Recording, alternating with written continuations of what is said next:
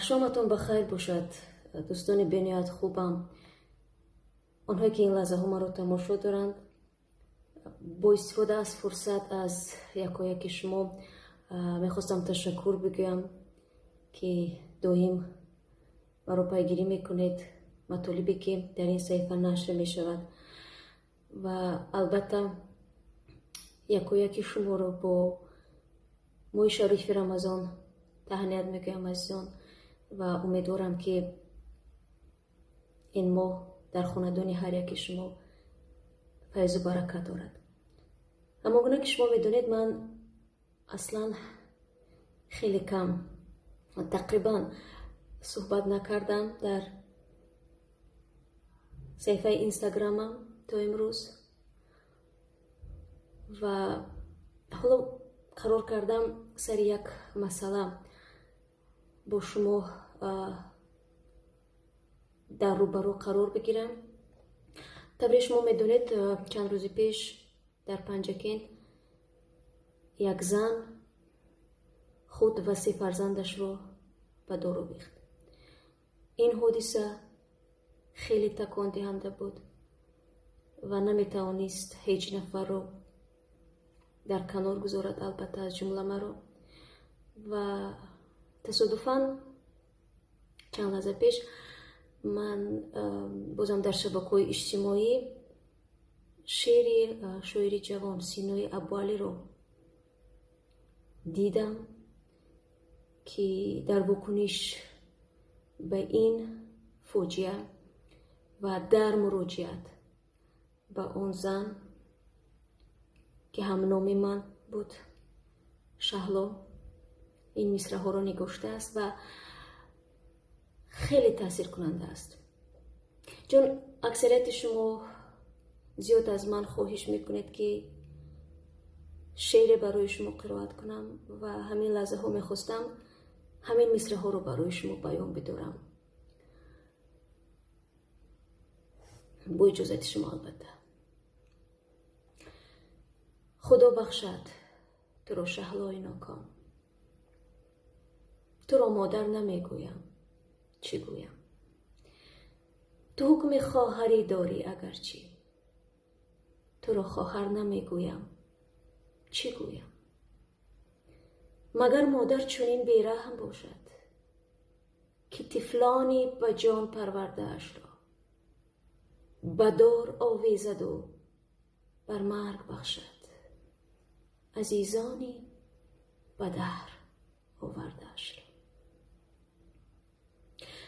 تو بر فرزندکان بیگناهت چه گفتی و به سوی مرگ بردی، به فصل گل چرا گلهای خود را بکندی و به خاک ترس بردی. تو فردا روز محشر بر خداوند چه میگویی برای قتل فرزند، تو را جبری که ها سوی اجل برد، نهال رحم قلبت را چه غم کند.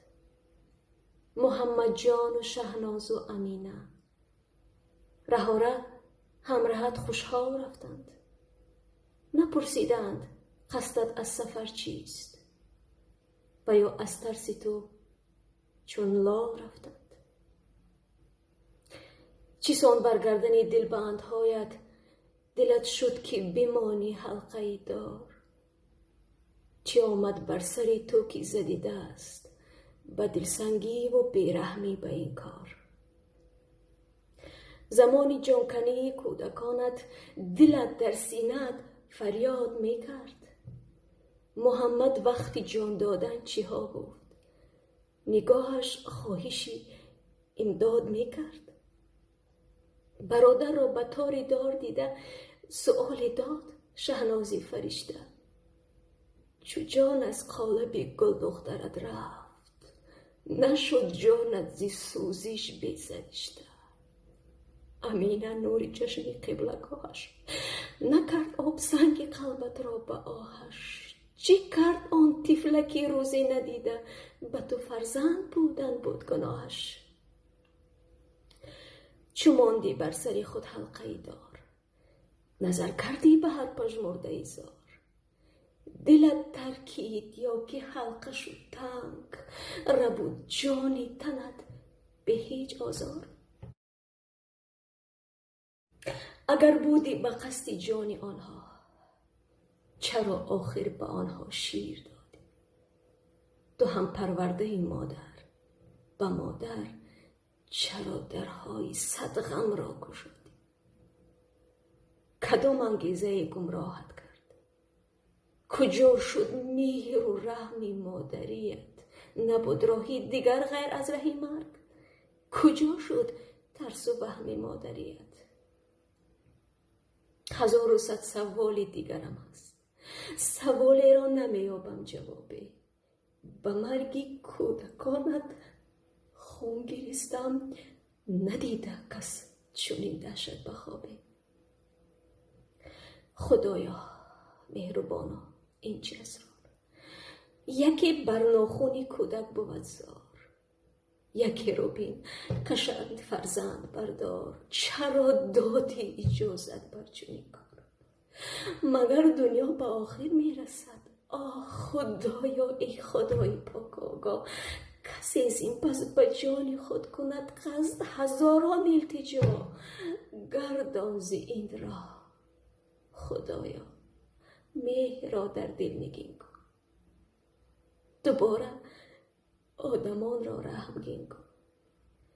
نما نخل محبت را بخوش کن، ایمانی بندگان را آهنین کن. دوستان عزیزم، امیدوارم که ناوابسته از هر مشکلاتی که در پیش راهی هر کدام شما پیش می آید، هرگز در فکری چنین کار بد و کار غلط نشوید،